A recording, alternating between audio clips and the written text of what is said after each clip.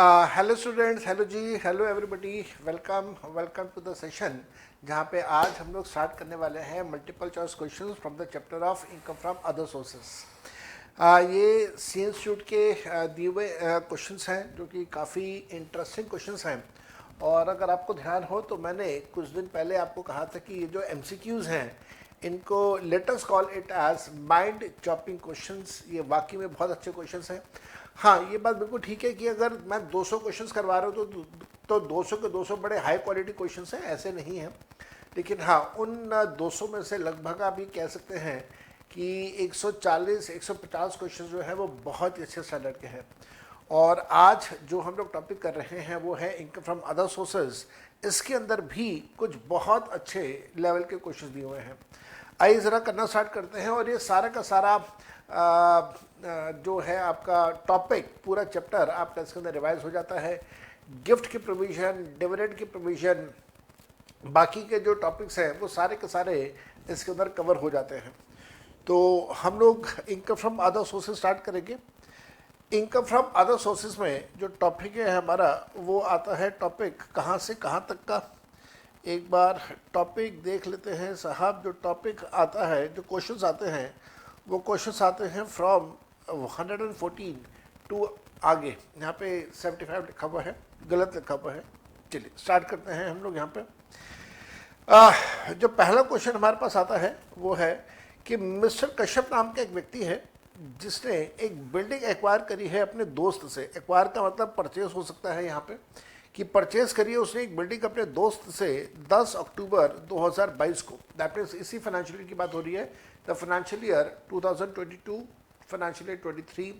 ये financial year 22-23 आपके मई 2023 exams और उसके बियॉन्ड नवंबर 23 एग्जाम्स के लिए एप्लीकेबल है। सो बिल्डिंग में परचेज करिए अपने फ्रेंड से ऑन 10 अक्टूबर 2022। कितने की है? ये है 15 लाख रुपए की। The stamp duty value of the building as on the date of purchase is 16,20,000 रुपये। Income chargeable to tax in the hands of mister Kashyap will be. तो मेरे बेटा यहाँ पे आपको याद होना चाहिए सेक्शन 50C का कंसेप्ट आपने लगाना है। और अगर सेक्शन 50C का अगर हम लोग कंसेप्ट करें, अच्छा एक और चीज़ है यहाँ पे सेक्शन 50C तो कैपिटल गेन्स के पॉइंट ऑफ व्यू से हो गया। लेकिन आप यहाँ पे अगर इनकम फ्रॉम अदर सोर्सेज के पॉइंट ऑफ व्यू से बात करें तो सेक्शन 56 सबसेक्शन 2 क्लॉज 10 जो गिफ्ट का टॉपिक है वहाँ पे आ जाइए। और यहाँ पे 110% वाला कंसेप्ट अप्लाई होता है। तो जो आपका स्टैम्प ड्यूटी वैल्यू है उसको हम लोग चेक करते हैं whether it is greater than 110% of sale consideration. अगर हाँ ऐसा है तो फिर प्रोविज़न अलग तरीके से चलते हैं। और अगर ये स्टैम्प ड्यूटी वैल्यू 110% के बराबर या उससे कम है तो आपके प्रोविज़न बिल्कुल अलग तरीके से चलते हैं। कैलकुलेटर मैं ढूंढ रहा हूँ, यहाँ पे कैलकुलेटर मिल जाता है तो एक बार चेक कर लेते हैं कि 110% है या नहीं। सो यहाँ पे हमारे पास अमाउंट आ रहा है 15 लाख। तो 15 लाख का मैं अगर 110% कैलकुलेट करूँगा तो दैट विल गिव मी 16,50,000 रुपये। तो यहाँ पे आ गया 16,50,000 रुपये। दैट इज़ जो आपका 110% है। और जो स्टैम्प ड्यूटी वैल्यू है वो है 16,20,000 रुपये। So whether the stamp duty value exceeds 110% of the sale consideration, answer is no. ये वाला जो कंसेप्ट है इसमें आंसर आ गया नो। अब क्योंकि यहाँ पे आंसर नो है इस वजह से गिफ्ट की प्रोविजन जो सेक्शन 56 सबसेक्शन 2 क्लॉज 10 के अंदर आते हैं वो अप्लाई नहीं होंगे, चाहे जो डिफरेंस अमाउंट है वो 50,000 से ज़्यादा ही हो। हालांकि यहाँ पे अगर हम लोग देखें तो डिफरेंस अमाउंट 50,000 से ज़्यादा तो है। 15 लाख और 16,20,000 का डिफरेंस देखेंगे हम लोग तो 1,20,000 रुपये का डिफरेंस आता है जो 50,000 से ज़्यादा है। लेकिन वो 110% वाली कंडीशन सेटिस्फाई नहीं होती है, इस वजह से गिफ्ट का प्रिविलेज यहाँ पे अप्लाई नहीं होगा। और जिसको मिल रहा है, किसको मिल रहा है? कश्यप को मिल रहा है। कश्यप के लिए कुछ भी आप टैक्सेबल नहीं करेंगे। तो my answer will be C, that is 0। यही बात मैंने सोल्यूशन में भी आपको लिख के दी हुई है। Moving on to the next question. Examiner कहता है mister X whose age is 61 years has received a dividend of 12 lakh रुपए from ABC Limited from the current assessment year 23-24. तो 12 लाख रुपए का डिविडेंड है जो करंट ईयर में उसको मिला है। Interest on loan taken for the purpose of investment in ABC limited is 3 lakh rupees. ये जो 12 लाख का डिविडेंड कमाया, इस 12 लाखों के डिविडेंड को कमाने के लिए शेयर्स में पैसा इन्वेस्ट करना था। शेयर्स में पैसा इन्वेस्ट करने के लिए 3 लाख रुपए का लोन लिया था, जिसके ऊपर इंटरेस्ट का अमाउंट जो है वो इंटरेस्ट का अमाउंट 3 लाख रुपए का है। Now the question arises whether full 3 lakh रुपए will be allowed as a deduction. Answer is big no. जो भी आपका डिविडेंड का अमाउंट है 12 लाख रुपए का, उसका मैक्सिमम कहा मैंने, इससे कम हो सकता है लेकिन इससे ज़्यादा नहीं हो सकता, मैक्सिमम 20%। तो अगर मैं 12 लाख रुपए का मैक्सिमम 20% कैलकुलेट करूंगा तो that will give me 2.4 lakh rupees. तो 2,40,000 रुपये का यहाँ पे इंटरेस्ट का हमें डिडक्शन मिल जाएगा। डिविडेंड का पैसा टैक्सेबल होगा section number 56 sub section number 2 के हिसाब से, और जो ये एक्सपेंसेस का इंटरेस्ट का जो डिडक्शन मिलेगा, इसका सेक्शन हम लोग यूज़ करते हैं सेक्शन नंबर 57। इसका सेक्शन हम लोग यूज़ करते हैं सेक्शन नंबर 57। और अगर आप इन दोनों का डिफरेंस लेंगे तो 2,40,000 और 12 लाख का डिफरेंस लिया तो ये आ गया 9,60,000 रुपये। तो 9,60,000 रुपये will be taxable for mister X as the income from other sources. Then आप आ जाइए क्वेश्चन नंबर 116 पे। एग्जामिनर कहता है कि मिस्टर मयंक है जिसको 75,000 रुपीज़ का अमाउंट मिला है from 24th of October 2022 on 24th of October 2022 from a friend on the occasion of his marriage anniversary। शादी की सालगिरह के ऊपर 75,000 रुपये का गिफ्ट मिल रहा है मयंक को अपने दोस्त से। देखिए, शादी पे मिलता तो एग्जाम्प्ट हो जाता, लेकिन यहाँ पे शादी पे नहीं मिल रहा है, शादी की सालगिरह पे मिल रहा है। इस वजह से पैसा मयंक के लिए आप टैक्सेबल करेंगे as the income of other sources. अब क्योंकि अमाउंट 50,000 से ज़्यादा है, इस वजह से आप पूरे का पूरा 75,000 रुपये टैक्सेबल कर देंगे। तो my answer will be A, entire 75,000 rupees will be chargeable tax as the income of other sources. Mock test paper में 2019 में 1 नंबर का क्वेश्चन आया था। एग्जामिनर कहता है Mrs Gupta is a resident of India and holds many equity shares of a reputed domestic companies. During the assessment year 23-24, that is previous year 22-23, total dividend earned by her was 11 lakh rupees. She is of the belief that dividend income earned by her is tax free. उसको लगता है कि dividend 11 lakh का जो मैंने कमाया ये exempt है, tax free है। She approaches you to assist her in filing her ITR. As her tax consultant, will you advise her that dividend income earned by her is tax free? Examiner आपसे ये कह रहा है कि आप उसके टैक्स के सलाहकार हैं, और क्या आप उसको ये एडवाइस देंगे, सलाह देंगे कि डिविडेंड का पैसा जो 11 लाख रुपये मिला वो 11 लाख रुपये उसके लिए एग्जेम्प्ट रहेगा? Answer is no. ये 11 लाख रुपये सारा का सारा पैसा टैक्सेबल होगा as the income of other sources. तो इसका मतलब अगर हम लोग 4 ऑप्शंस पढ़े, point number A, yes dividend income by her is fully exempt under section 10 sub section 34, गलत है। ये सेक्शन होता था आज से कोई लगभग 4-5 साल पहले ये सेक्शन होता था, अब इसे ऑब्सोलीट कर दिया गया है, हटा दिया गया है, इररिलेवेंट कर दिया गया है। Next, no as dividend income earned by her earned by the individual is fully chargeable to tax। 100% ठीक है, dividend income is 100% chargeable to tax। No, as dividend income earned above 10 lakh rupees is chargeable to tax in her hands। ये concept पहले किसी ज़माने में होता था, अब नहीं होता, अब तो पूरा का पूरा डिविडेंड टैक्सेबल है। Yes, dividend income above 10 lakh rupees is chargeable to income tax only in the hands of the company and not in the hands of and not in her hands। ये वाली statement भी गलत है। तो my answer is B, B is correct statement. पूरे का पूरा 11 लाख रुपए will be taxable as income from other sources as dividend. Mock test paper May 2019 1 number का क्वेश्चन था। एग्जामिनर कहता है mister X has receive the following gifts during the year. During the year mister X को ये सारे gifts मिल रहे हैं। 20 सितंबर 2022 को उसको गिफ्ट मिला है 7 लाख रुपए का from her grand mother. Grand mother falls in the definition of relative, इस वजह से 7 लाख रुपए जो मिला ये सारा का सारा पैसा एग्जेम्प्ट होगा, आप कुछ भी टैक्सेबल नहीं करेंगे। Next, on 31st of December 2022 he gets a gift of a commercial flat. He gets by way of a gift a commercial flat from elder brother of his father-in-law. The stamp duty value is 25 lakh rupees. मेरे बेटा ध्यान रखिएगा, father-in-law is relative. Father-in-law के भाई is not a relative. As per the definition given under section 56 subsection 2, father-in-law का भाई is not a relative, father-in-law is relative. लेकिन father का भाई is a relative. ध्यान रखिएगा, आपके पिताजी का भाई तो चाचा जी भी हो सकते हैं, ताऊ जी भी हो सकते हैं, वो तो आपके रिलेटिव हैं, लेकिन आपके ससुर के भाई वो आपके रिलेटिव की डेफिनेशन में नहीं आएंगे। हाँ, वो आपके स्पाउस के रिलेटिव में ज़रूर आएंगे, आपके रिलेटिव की डेफिनेशन में नहीं आएंगे। तो ये पैसा डेफिनेटली टैक्सेबल होगा और पूरे का पूरा 25 लाख रुपए टैक्सेबल किया जाएगा।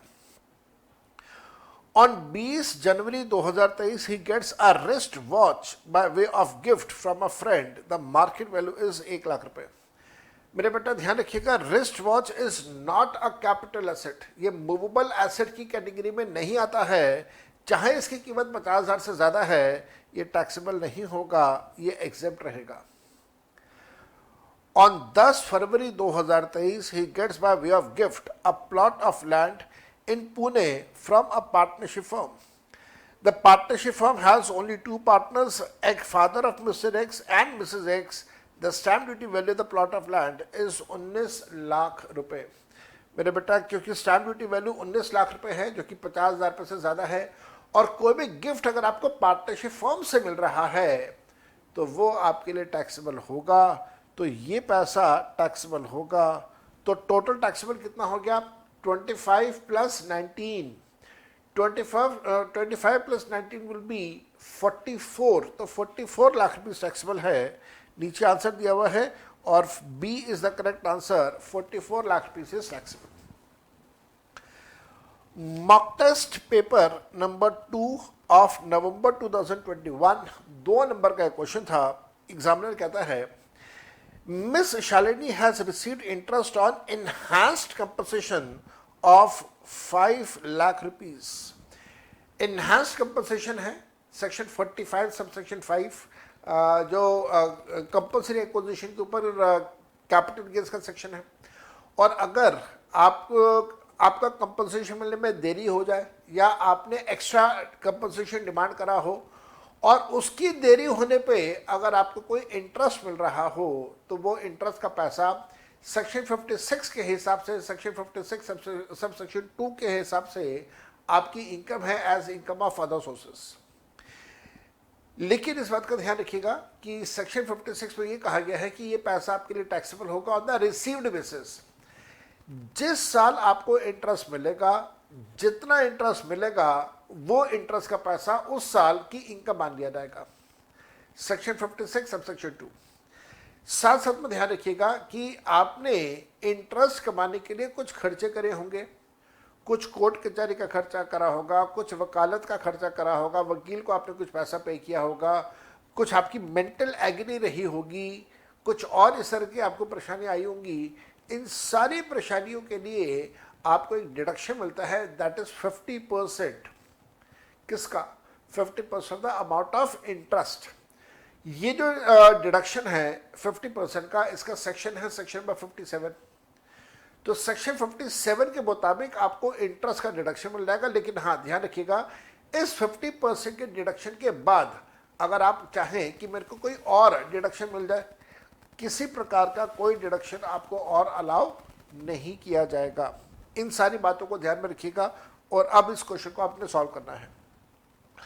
एग्जामिनर कहता है 5 लाख रुपए को से इंटरेस्ट मिल रहा है। Out of this interest 1.5 lakh रुपए relates to the year 2020-2021, 1,90,000 rupees relates to the year 21-22 and 160 relates to the current year 22-23.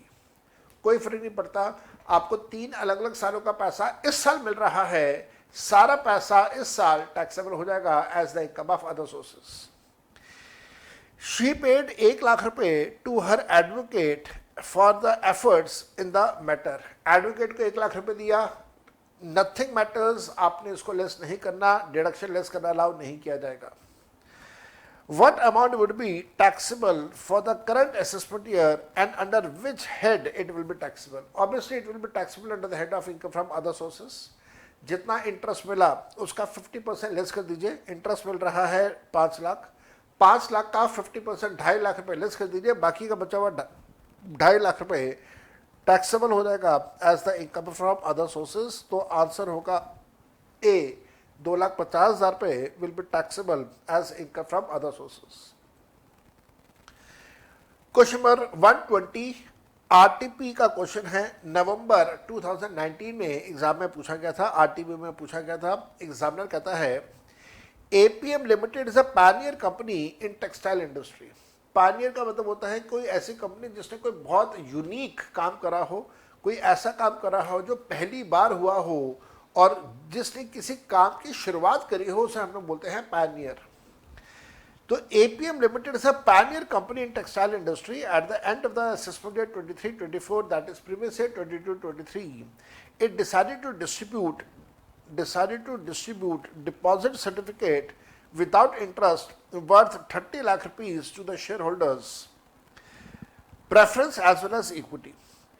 The total value of accumulated profits of APM Limited was 25 lakh rupees. Comment upon the taxability of the receipt of the deposit certificates in the hands of shareholder. मेरे बेटा आपको याद है section 2 subsection 22 में हमने deemed dividend का concept करा था। सेक्शन 2 सबसेक्शन 22 में जो डीम्ड डिविडेंड करा था उसके अंदर हमने 5 अलग अलग सब सेक्शंस करे थे, clause A, clause B, clause C, clause D, clause E. जो ई था उसके अंदर फिर आगे 3 सिचुएशंस थी। Now this will fall under category या sub clause B. This will fall under sub clause B where there is a case of distribution of dividend, distribution of debentures और distribution of deposit certificates. ऐसे situation में आप सबको याद है हम लोग जो डीम्ड डिविडेंड मानते हैं वो डीम्ड डिविडेंड होगा लोअर ऑफ, लोअर किस किस का, पहला आपने लेना है accumulated profit plus capitalise profit. अब यहाँ पे कैपिटलाइज प्रॉफिट की तो कोई इन्फॉर्मेशन है नहीं, तो आप सिर्फ एक्युमुलेटेड प्रॉफिट ले लीजिए और उसको आपने कंपेयर करना है the value of the deposit certificate, value of debentures. यहाँ पर आपको जो दिया हुआ है वो है 25 लाख रुपीस और साथ में आपको दिया हुआ है 30 लाख रुपीस। 25 और 30 का लोअर लेते हैं तो लोअर आता है 25 लाख रुपीस। तो ध्यान रखिएगा 25 lakh rupees will be taxable for the share holder. जो सा भी शेयर होल्डर है, इक्विटी है, प्रेफरेंस है, जो भी है, ये 25 लाख में शेयर होल्डर के लिए टैक्सेबल होगा। कौन से हेड में टैक्सेबल करेंगे? It will be taxable under the head of income from other sources. It will be taxable under the head of income from other sources. So our answer is the options पढ़ लेते हैं। Deposit certificate without interest are taxable for the shareholder to the extent of 25 lakh rupees under the income from other sources. बिल्कुल ठीक है। Deposit certificate without interest are taxable for the shareholder to the extent of 30 lakh rupees. गलत है, 30 लाख तो आएगा ही नहीं। Deposit receipt without interest are exempt for the shareholder since company is liable to pay the income tax on it. ये भी गलत है। पहले किसी ज़माने में होता था, कॉर्पोरेट डिविडेंड टैक्स पे करती थी कंपनी, अब नहीं होता ऐसा। And then deposit receipts are neither taxable for the shareholder nor it is taxable for the company. ये भी गलत है, तो आंसर ए आ गया। नेक्स्ट आ जाओ, RTP of May 2021। RTP of May 2021 ध्यान से पढ़ेंगे। लिखता है examiner, mister Vikas transferred 600 unlisted shares. ध्यान रखिएगा अनलिस्टेड वर्ड लिखा हुआ है और अनलिस्टेड शेयर्स के लिए आपको याद होना चाहिए कि हमने सेक्शन किया है section 50 CA। Mr. Vikas transferred 600 unlisted shares of XYZ Private Limited to ABC Private Limited. तो the transfer of unlisted shares we have section 50CA जिसमें हम लोग कैपिटल गेन्स की कैलकुलेशन करते हैं, capital gains on unquoted shares section 50CA। Examiner कहता है कि इसने 600 शेयर्स ट्रांसफर करे हैं, एक प्राइवेट लिमिटेड कंपनी के शेयर्स हैं किसी दूसरी प्राइवेट लिमिटेड कंपनी के नाम पे ट्रांसफर करे हैं 3.5 लाख रुपए के, जबकि उनकी मार्केट वैल्यू थी 5,15,000 रुपये। तो सेक्शन 50CA कहता है कि कैपिटल गेन्स कैलकुलेट करने के लिए आप मार्केट वैल्यू और एक्चुअल सेल कंसिडरेशन में से जो हायर है वो ले लेंगे।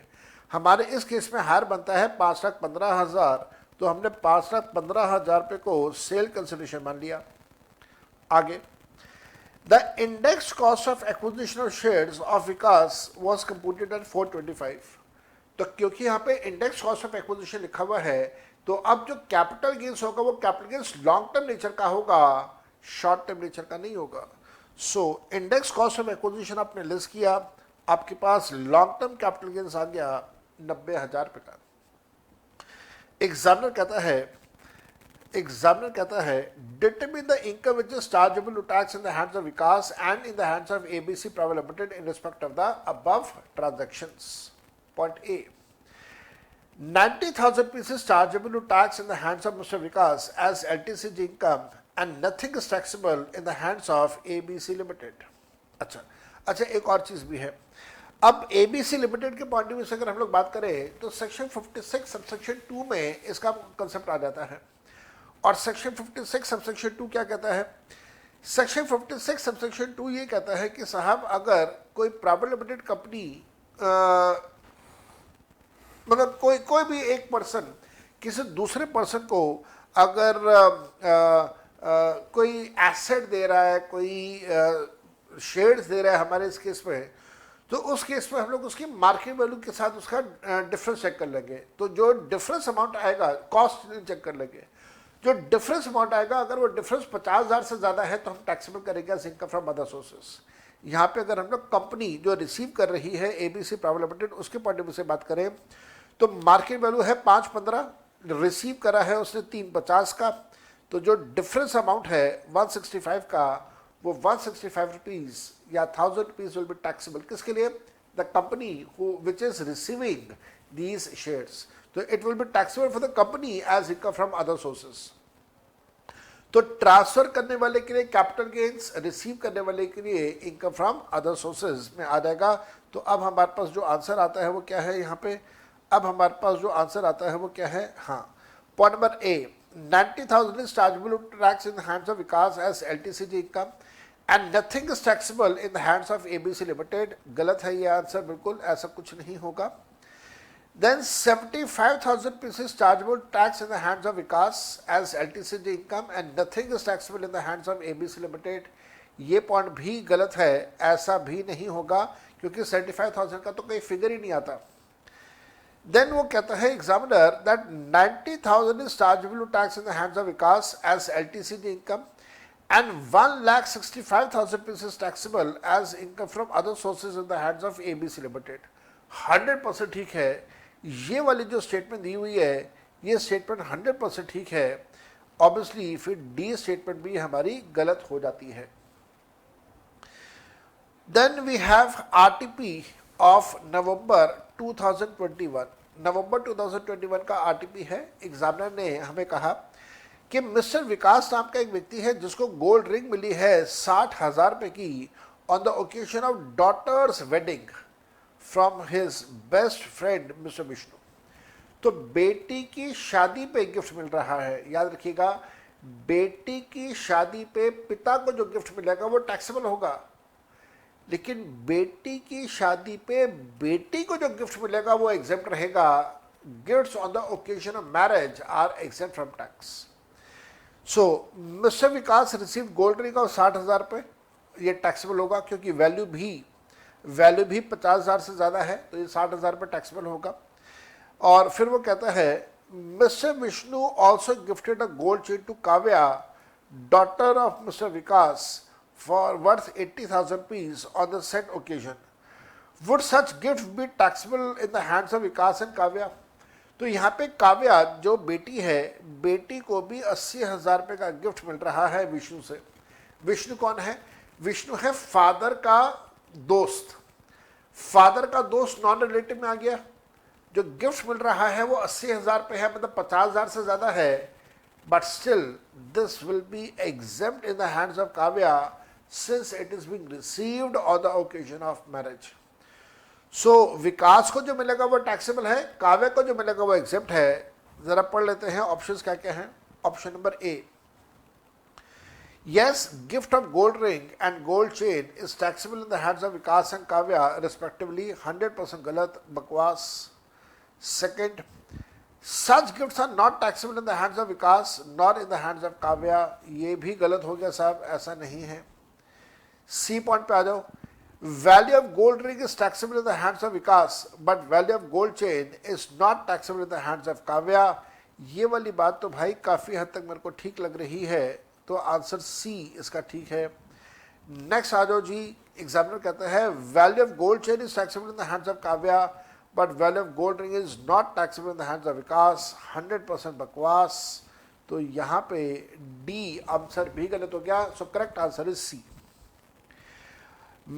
RTP of November 2021, एग्जामिनर कहते हैं mister T is an Indian citizen and he is a resident of India and has earned dividend income of 4,500 rupees from an Indian company, which was declared on 1st of October 2022 and was paid in cash to Mr. T. What are the tax implication in respect of dividend in the hands of Mr. T and in the hands of such company? मेरे बेटा ध्यान रखिएगा, 4,500 का amount है, सारा का सारा पैसा टी के लिए टैक्सेबल होगा as income of other sources. अब क्वेश्चन यहाँ पे आता है कि क्या यहाँ पे टीडीएस के प्रोविजन अप्लाई होंगे?